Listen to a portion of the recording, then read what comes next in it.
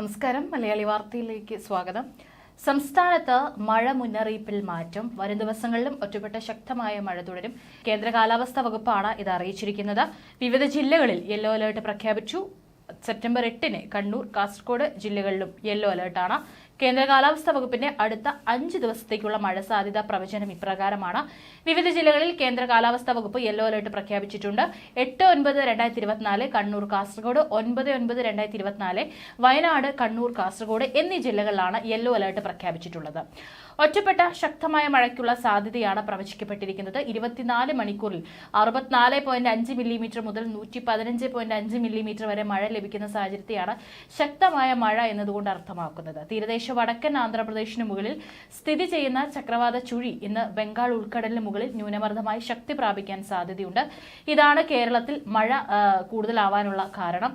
കേരളത്തിൽ അടുത്ത 7 ദിവസം വ്യാപകമായി നേരിയത് അല്ലെങ്കിൽ ഇടത്തരം മഴയ്ക്ക് സാധ്യതയെന്നും ഒറ്റപ്പെട്ട സ്ഥലങ്ങളിൽ സെപ്റ്റംബർ 8-ന് ശക്തമായ മഴയ്ക്കും സാധ്യതയെന്നാണ് കേന്ദ്ര കാലാവസ്ഥാ വകുപ്പ് അറിയിച്ചിരിക്കുന്നത്. ഈ സാഹചര്യത്തിൽ സെപ്റ്റംബർ 8-ന് കണ്ണൂർ, കാസർഗോഡ് ജില്ലകളിലും കാലാവസ്ഥാ വകുപ്പ് യെല്ലോ അലർട്ട് പ്രഖ്യാപിച്ചിട്ടുണ്ട്. അതേസമയം കേരള, കർണാടക, ലക്ഷദ്വീപ് തീരങ്ങളിൽ മത്സ്യബന്ധനത്തിന് തടസ്സമില്ലെന്നും കേന്ദ്ര കാലാവസ്ഥാ വകുപ്പ് അറിയിച്ചു. കടൽക്ഷോഭ രൂക്ഷമാകാൻ സാധ്യതയുള്ളതിനാൽ അപകട മേഖലകളിൽ നിന്ന് അധികൃതരുടെ നിർദ്ദേശാനുസരണം മാറി താമസിക്കണം. മത്സ്യബന്ധന യാനങ്ങൾ ഹാർബറിൽ സുരക്ഷിതമായി കെട്ടിയിട്ട് സൂക്ഷിക്കുക. വള്ളങ്ങൾ തമ്മിൽ സുരക്ഷിത അകലം പാലിക്കുന്നത് കൂട്ടിയിടിച്ചുള്ള അപകട സാധ്യത ഒഴിവാക്കാം. മത്സ്യബന്ധന ഉപകരണങ്ങളുടെ സുരക്ഷ ഉറപ്പാക്കണം. ബീച്ചിലേക്കുള്ള യാത്രകളും കടലിൽ ഇറങ്ങിയുള്ള വിനോദങ്ങളും പൂർണ്ണമായി ഒഴിവാക്കുക. ഇടിമിന്നൽ അപകടകാരികളാണ്. അവ മനുഷ്യന്റെയും മൃഗങ്ങളുടെയും ജീവനും വൈദ്യുതി ആശയവിനിമയ ശൃംഖലകൾക്കും വൈദ്യുതി ചാലകങ്ങളുമായി ബന്ധിപ്പിച്ചിട്ടുള്ള വീട്ടുപകരണങ്ങൾക്കും വലിയ നാശനഷ്ടം സൃഷ്ടിക്കുന്നുണ്ട്.